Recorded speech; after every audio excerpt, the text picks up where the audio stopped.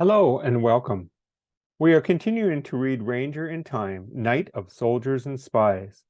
This is Chapter 5, A Long Cold Road. Chapter 5 Vocabulary. Number 1, rash. An area of redness and spots on a person's skin, appearing especially as a result of allergy or illness. Number 2, oozing. Of a fluid, slowly trickling or seeping out of something, flowing in a very gradual way. Number 3, chores, routine tasks, especially household, farm, or ranch tasks. Number 4, vibrating, moving or causing to move continuously and rapidly to and fro. Number 5, fife, a kind of small, shrill flute used with the drum in military bands. And there's a little picture of someone playing a fife below. Number 6, sense, characteristic smells of animals or persons and perceptible to hounds or other animals. If you open your books and follow along, we'll start on page 27. Chapter 5, A Long, Cold Road. In the days that followed, Ranger stayed by Isaac's side. The bubbly rash that had started on the boy's hands spread until his whole body was covered with oozing bumps. His face and hands were the worst. Every day the farmer brought Isaac food and water. Ranger would lean close to him, then, nudging Isaac to keep him alert while the farmer held the cup and urged him to take small sips. It was 2 more weeks before Isaac's fever finally broke. But then the sores that covered his body hardened into thick, crusted scabs. Isaac couldn't move without crying out in pain. Slowly, with Ranger at his side, Isaac began to eat and drink again. He was too weak to leave, but he began helping with barn chores. Ranger followed him around as he fed the chickens. Little by little, Isaac regained his strength until finally he was ready to return to the army. It was mid-December when Isaac and Ranger set out to rejoin Isaac's unit.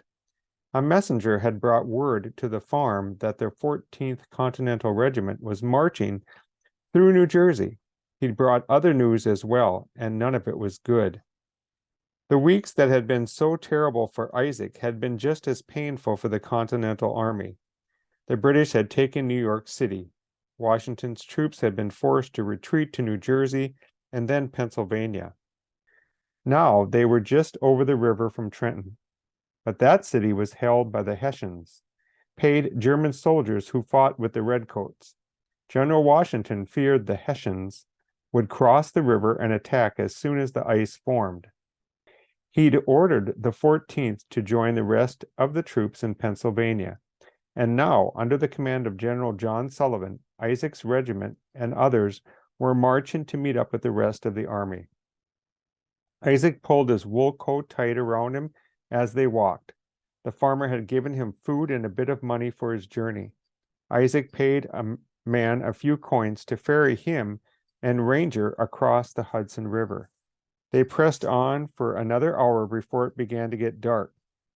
Isaac found a protected spot in the woods. He built a fire and shared a biscuit and dried meat with Ranger before they went to sleep. In the morning, they set out again. Isaac thought he'd catch up with the rest of the troops in a day or two, but he and Ranger trudged through cold mud and slept 2 more nights in the woods with no sign of General Sullivan's men. The sun was low in the sky on December 20 when Isaac stopped. "Did you hear that, dog?" He stood still so his boots wouldn't rustle the dead leaves. It was quiet. Isaac shook his head. "Never mind," he said, and started walking again. "Come on, dog." But Ranger didn't come. He tipped his head, listening. There was a noise way in the distance. It sounded like the blowy music thing Sadie had brought home from school in 3rd grade, all airy and high. Ranger barked. Isaac turned around. "What is it?" He stopped, but all he heard was wind whistling through the bare trees. It was getting colder every minute, and soon it would be dark. Isaac shivered. They should have arrived at Washington's camp by now. Were they even going the right way anymore? Ranger barked again. Then he started walking toward the sound. No, dog, Isaac said. This way. Ranger kept going until Isaac turned to follow him. The sound was getting louder. He smelled horses and people, lots of people. So many that he could feel the road vibrating under his paws. Wait. Isaac paused to listen. It was fife music and drumming. He looked down at Ranger. Did you find General Sullivan? Find? Ranger's ears perked up. Sometimes it was hard to follow a person's scent, but today it was easy. There were so many men. Their scents were strong in the air and on the road, all sweat and blood and wood fires. Ranger kept his nose down and walked faster. Look, Isaac shouted. Just down the hill, a long column of men marched ahead of them on the road. Isaac's feet were so cold he could barely feel them anymore, but his heart warmed when he saw that the men were wearing the uniforms of the Continental Army. When he caught up, an officer rode to meet him. What is your business here? I'm Isaac Pope of the 14th Continental Regiment, Isaac said. I fell ill as we ferried the army across the East River. A farmer cared for me until I was well again, and now I've come to rejoin my regiment. Very well. The officer looked Isaac up and down. Fall in, then. There may be a special order for you when we arrive at camp. A special order? Isaac was puzzled. No one even knew I was on my way.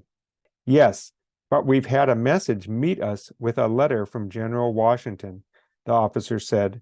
General Washington? What business could the general possibly have with him? Are you certain? He asked for me, sir? He did not ask for you by name, but you may be suited to this job.